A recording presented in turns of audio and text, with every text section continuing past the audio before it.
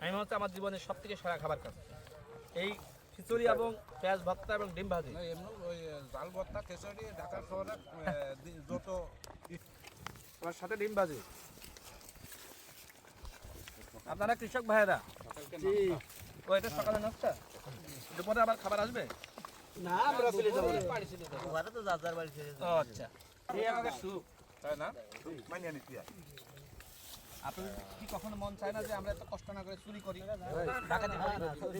খাইতে খাওয়া ভালো। খেটে খাওয়া ভালো না? চুরি করে খাওয়াচ্ছে এর শান্তিতে আছে আমাদের সমাজে অনেকে মাদক বিক্রি করে, অনেকে সমাজে ইয়াবা বিক্রি করে, গাঁজা বিক্রি করে, এর মধ্যে আনন্দ আর কিছু আছে? না না একসাথে খাচ্ছেন, কি খাচ্ছেন? মরিচ ভর্তা, ডিম ভাজি, খিচুড়ি।